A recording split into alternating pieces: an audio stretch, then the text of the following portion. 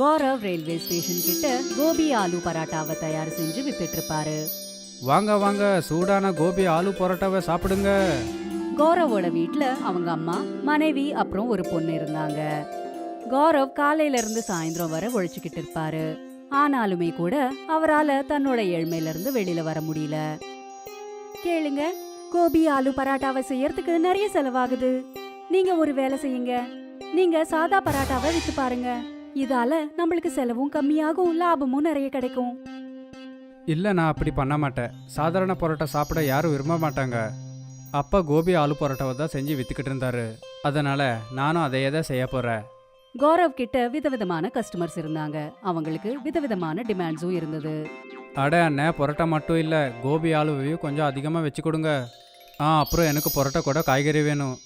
எனக்கு பரோட்டா கூட ஊறுகாய் வச்சு கொடுண்ணா. எனக்கு பரோட்டா கூட தயிர் வச்சு கொடு. கௌரவ் சில வாட்டி அவரோட கஸ்டமர்ஸோட டிமாண்ட்ஸ் கேட்டு வெறுத்து போயிட்டு இருப்பாரு. ஒருவேளை உங்களுக்கு பரோட்டா கூட காய்கறி வேணும்னா நீங்கள் தனியாக பணம் கொடுக்கணும். என்னால் தனியாக பணம் கொடுக்க முடியாது. பாத்தீங்களாப்பா, பாத்தீங்களா, இந்த கௌரவ் காய்கறிக்கு தனியாக பணம் கேட்குறா.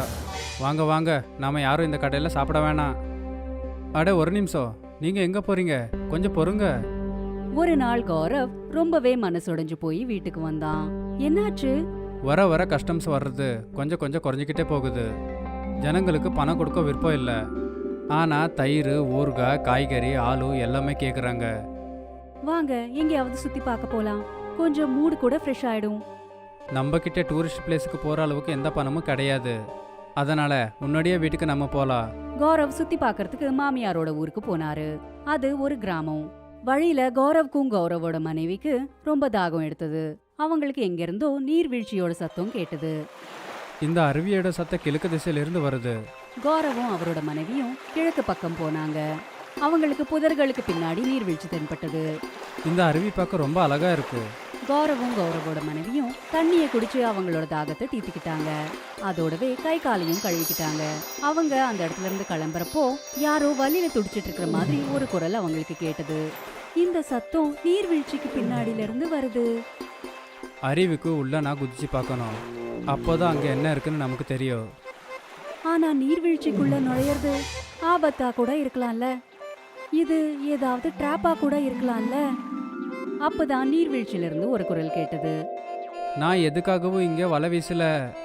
என்ன காப்பாத்துங்க. நான் ஒரு சாமியார். என்னை இங்கிருந்து விடுதலை பண்ணுங்க. நான் கண்டிப்பா அந்த அருவிக்குள்ள போய் பார்க்க போறேன். ஒருவேளை நான் அதுக்குள்ள மாட்டிக்கிட்டா என்ன மாதிரி யாராவது உதவி செய்வாங்கன்னு எதிர்பார்ப்பேன் இல்லையா? கௌரவ் நீர்வீழ்ச்சிக்குள்ள போனான். அங்க பார்த்தா ஒரு முனிவர் முள்ளால இருக்கிற ஒரு தூணுக்கு கட்டப்பட்டு இருந்தாரு.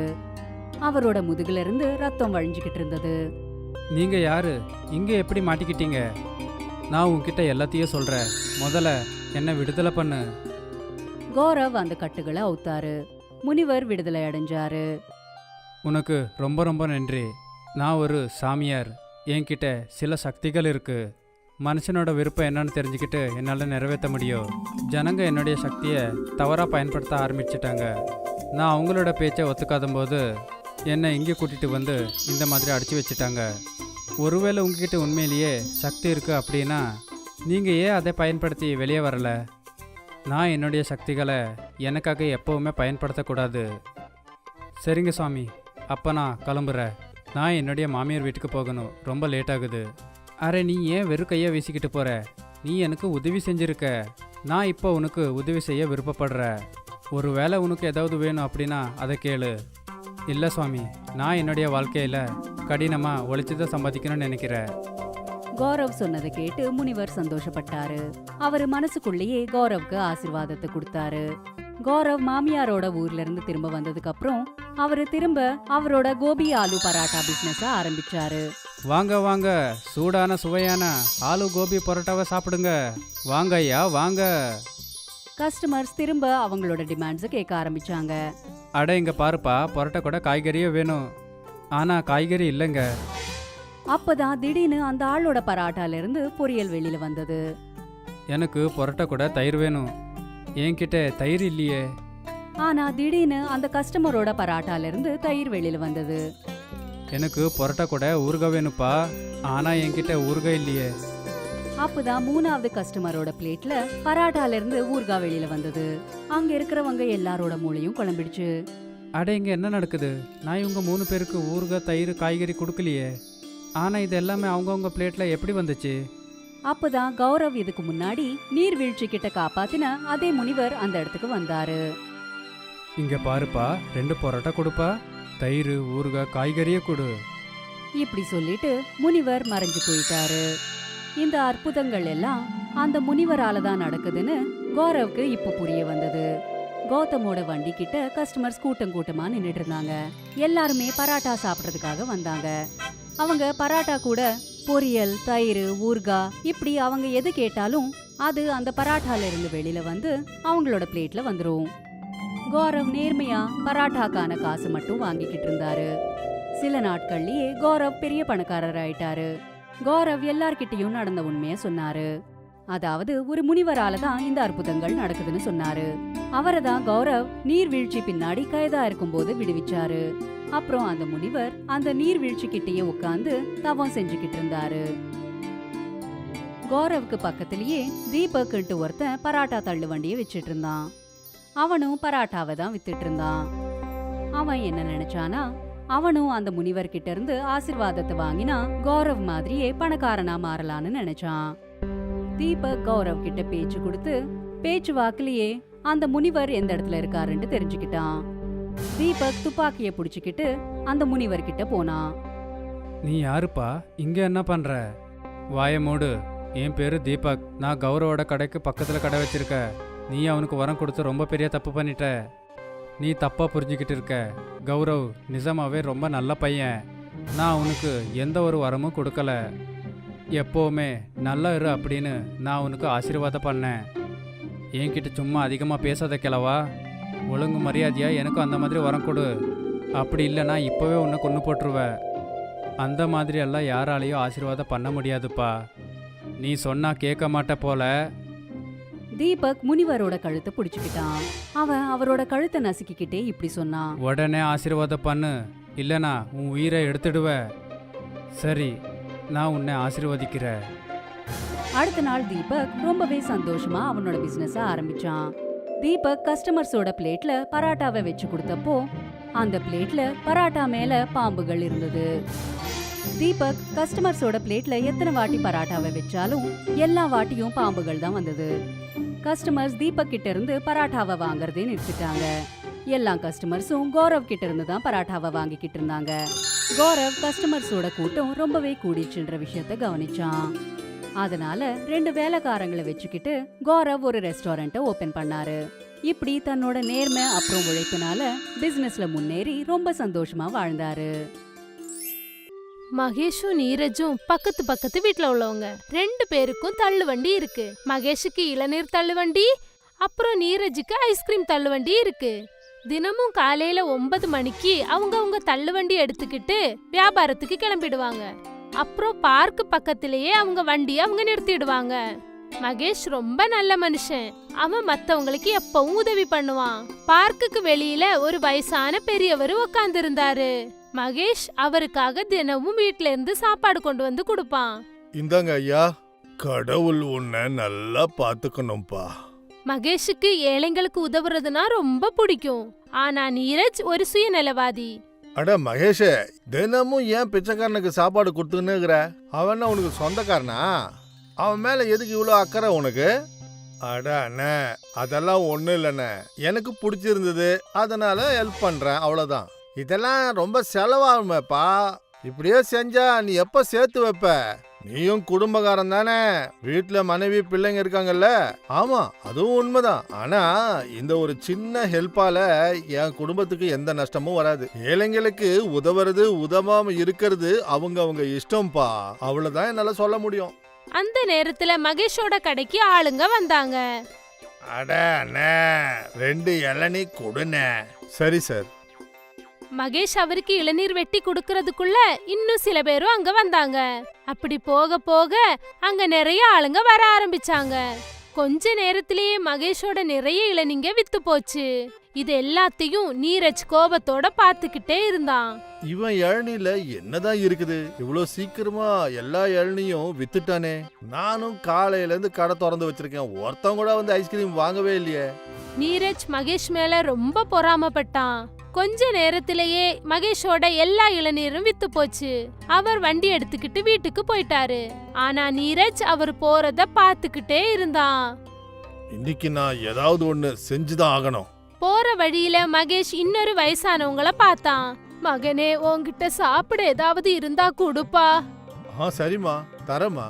மகேஷ் எதையும் யோசிக்காம தன் கையில இருந்த சாப்பாட்டு டப்பாவை அம்மாவுக்கு கொடுத்துட்டான். கடவுள் உன்னை ரொம்ப நல்லா வைப்பாருப்பா.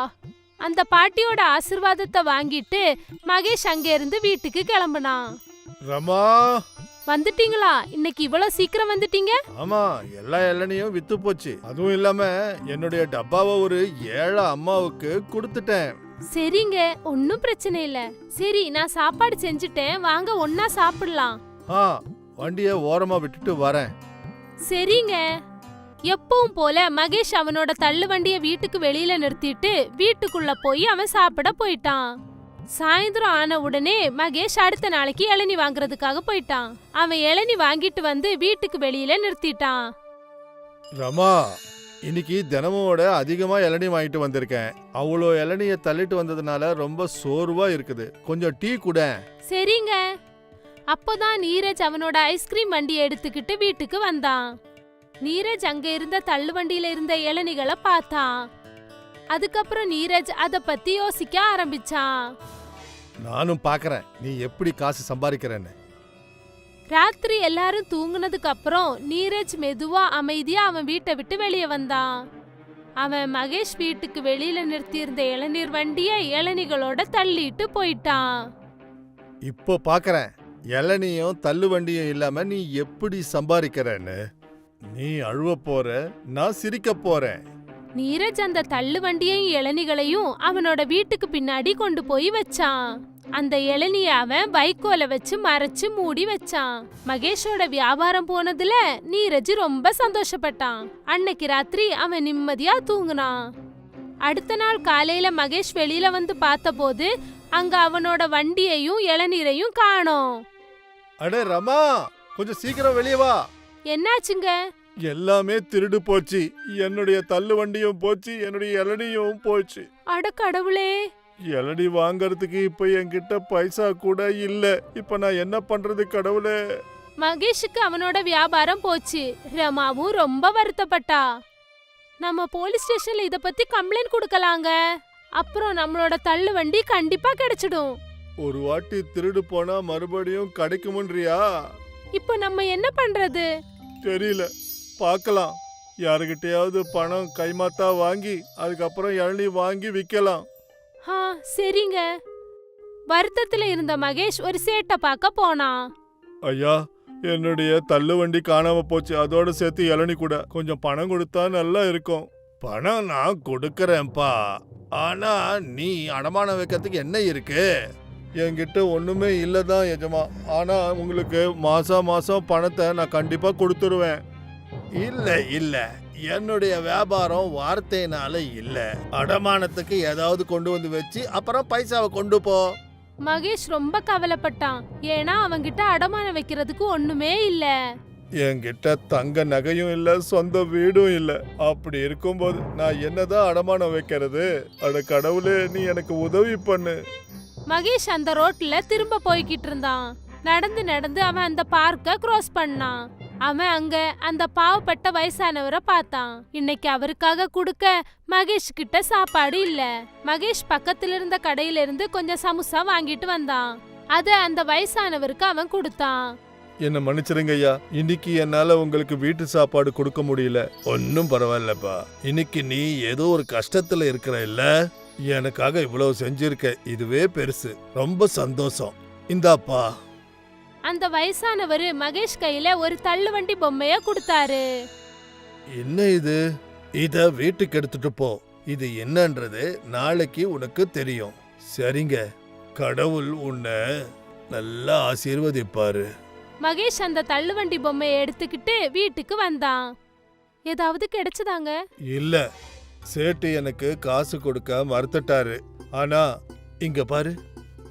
மகேஷ் அவன் பாக்கெட்ல இருந்து அந்த தள்ளுவண்டி பொம்மையை எடுத்தான்.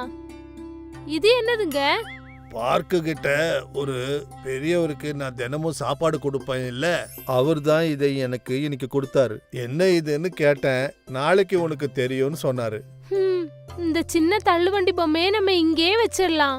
என்ன நடக்குதுன்னு நம்ம பாப்போம். எப்படியும் உங்களுக்கு ரொம்ப பசிக்கும் இல்லங்க, வாங்க சாப்பிடலாம். சரி வா போலாம். அன்னைக்கு நாள் முழுவதும் ரமாவும் மகேஷும் எப்படி காசு புரட்டுறதுன்னு யோசிச்சுக்கிட்டே இருந்தாங்க. அவங்களோட சோகமான முகத்தை பார்த்து நீரஜ் ரொம்ப சந்தோஷப்பட்டான். இவங்களால ஒன்னும் பண்ண முடியாது. அன்னைக்கு ராத்திரியும் நீரஜ் ரொம்ப நிம்மதியா தூங்குனான். ஆனா அடுத்த நாள் அவன் வீட்டை விட்டு வெளியே வந்தப்போ அவனோட ஐஸ்கிரீம் வண்டி ஒரு சின்ன விளையாட்டு பொம்மை மாதிரி மாறி இருந்தது. ஆனா மகேஷோட வீட்டுல அதிசயம் நடந்தது. மகேஷும் ரமாவும் எந்திரிச்சு வெளியே வந்து பார்த்தப்போ அவங்க முன்னாடி ஒரு புது தள்ளுவண்டி நிறைய இளநீரா இருந்தது. ஓ கடவுளே! அந்த சின்ன தள்ளுவண்டி எப்படிங்க இவ்வளோ பெருசா மாறிச்சு? கொஞ்ச நேரத்திலேயே மகேஷ் அந்த புது தள்ளுவண்டியை எடுத்துக்கிட்டு வேலைக்கு போனான். இத பார்த்துட்டு நீரஜ் அவன் தலையில கை வச்சுக்கிட்டான். நான் மகேஷுக்கு கெடுதல் பண்ணலான்னு நினைச்சேன். ஆனா கடவுள் எனக்கு கெடுதல் பண்ணிட்டாரே. நீரஜ் மகேஷுக்கு கெடுதல் நினைச்சான். ஆனா மகேஷுக்கு இந்த மாய தேங்காய் தள்ளுவண்டி அவனோட நன்மைக்காக கிடைச்சது. நீரஜ் செஞ்ச தப்புக்கான தண்டனை நீரஜுக்கு கிடைச்சது. ஆனா மகேஷுக்கு அவன் செஞ்ச நல்ல காரியத்துக்கான நன்மை கிடைச்சது. அதனாலதான் சொல்லுவாங்க, எதை விதைக்கிறோமோ அதுதான் விளையும்னு.